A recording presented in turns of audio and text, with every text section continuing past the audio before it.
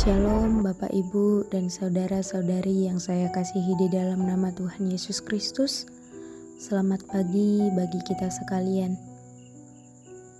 Marilah kita pada pagi hari yang baik ini menyiapkan hati dan pikiran kita untuk kembali merenungkan kebenaran firman Tuhan.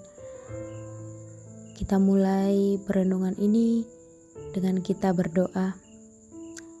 Ya Allah yang penuh dengan kasih karunia, hati kami melimpah dengan ucapan syukur ya Allah. Engkau begitu luar biasa, melimpahkan berkat yang berlimpah-limpah dalam kehidupan kami. Terlebih saat ini kami lebih lagi bersyukur ke hadapan-Mu, di mana Tuhan boleh mempercayakan kami masih menikmati hari yang baru pada saat ini. Tuhan Yesus yang baik, hari ini kami juga mau meminta pertolongan-Mu agar kami bisa menjalankan hal-hal yang sesuai dengan kehendak-Mu. Untuk itu berbicaralah Engkau kepada kami pribadi lepas pribadi, dan kami mohon kuasa Roh Kudus memberikan kami hikmat dan pengertian untuk mengerti apa yang menjadi isi hati-Mu. Inilah kehidupan kami Tuhan, kami siap dengar-dengaran akan firman-Mu. Amin. Bapak, Ibu, dan saudara-saudari, pada saat ini kita akan diberkati oleh perenungan firman Tuhan yang terambil dari Galatia pasal 2 ayat 11-14. Di bawah judul perikop, Paulus bertentangan dengan Petrus. Paulus bertentangan dengan Petrus. Bapak, Ibu, dan saudara-saudari yang terkasih di dalam nama Tuhan Yesus Kristus, pernahkah kita mengalami situasi di mana seseorang menanyakan kabar kita dan kita menjawab bahwa keadaan kita baik-baik saja, padahal kenyataan yang terjadi, situasi kita dalam keadaan yang kurang baik ataupun sedang banyak pergumulan? Atau pernahkah kita berkata kepada orang-orang di sekitar kita bahwa kita melakukan sesuatu hal yang luar biasa, ternyata kenyataannya biasa-biasa saja?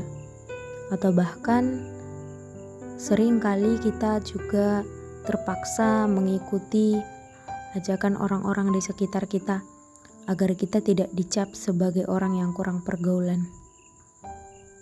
Dari hal ini kita bisa melihat adanya terkadang kepura-puraan atau rasa sungkan yang berlebihan yang secara tidak langsung membius kita ataupun orang-orang di sekitar kita menjadi orang yang memutarbalikkan kebenaran.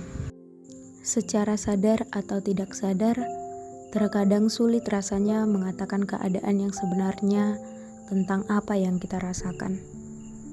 Nah, mengenai hal ini, kita melihat gambaran yang serupa yang dialami oleh Rasul Petrus yang tertulis tadi di Galatia pasal 2 ayat 11 sampai ayat yang ke-14, yang mana diceritakan bahwa ketika Petrus tiba di kota Antiokhia, ia makan sehidangan dengan orang Kristen non-Yahudi. Tetapi ketika orang-orang Kristen Yahudi datang, Petrus justru mengundurkan diri dan menjauhi mereka karena mungkin Petrus pada waktu itu merasa takut terhadap penolakan orang-orang Kristen Yahudi kepada Petrus. Dengan demikian, tampillah Paulus yang melihat hal tersebut. Karena ia menyaksikan secara langsung, Paulus kembali dengan tegas menegur sikap munafik yang dilakukan oleh Petrus di hadapan semua orang. Jadi, pembelajaran apakah yang dapat kita ambil dari kebenaran firman Tuhan ini? Saya memberikan tema bagi kita sekalian, apa adanya. Ya, pada hari ini kita belajar jadi pribadi yang apa adanya. Berbicara mengenai hidup apa adanya, hal tersebut hanya dapat kita hasilkan atau kita lakukan melalui hati nurani yang murni, baik di hadapan Tuhan maupun manusia, sebagaimana yang dihadapi oleh Paulus. Ia menghidupi kebenaran dalam kehidupannya sehari-hari. Ketika kita benar, kita tidak perlu takut akan penilaian orang terhadap kita. Marilah kita belajar konsisten. Kita tidak meneladani sikap yang kurang baik yang ditunjukkan oleh Petrus dalam nats firman Tuhan tersebut. Marilah kita apa adanya sesuai dengan kehendak Tuhan. Jangan hanya agar terlihat hebat di hadapan orang-orang sekitar kita malah tidak bisa berbicara apa adanya. Kita malah memakai topeng, atau kita justru tidak bisa menjadi partner kebenaran dengan berlandaskan firman Tuhan.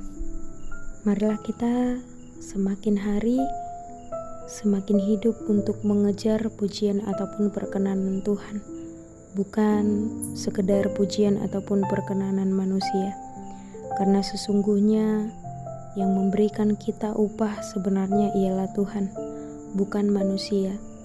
Untuk apa kita menerima pujian atau mendapat cap baik dari manusia tetapi kita buruk di hadapan Tuhan? Untuk itu, marilah kita menjadi pribadi apa adanya sesuai dengan kebenaran firman Tuhan. Jangan takut memberitakan kebenaran dan jangan takut melakukan hal yang benar. Karena ketika kita mau memberitakan hal yang benar dan tetap teguh berdiri di dalam kebenaran, disitulah sesungguhnya kita mengimani dan menunjukkan serta membuktikan bahwa kita adalah anak-anak Kristus.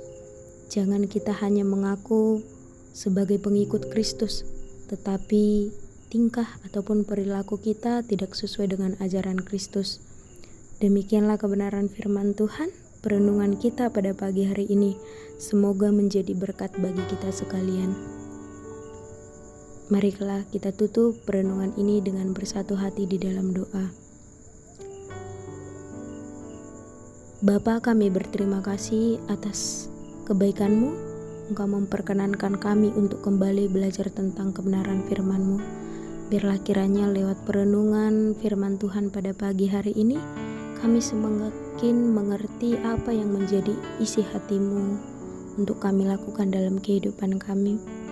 Kami mohon tuntunan-Mu untuk terus bisa memampukan kami menjalankan firman Tuhan ini, agar firman dalam perenungan pagi ini tidak berlalu dengan sia-sia.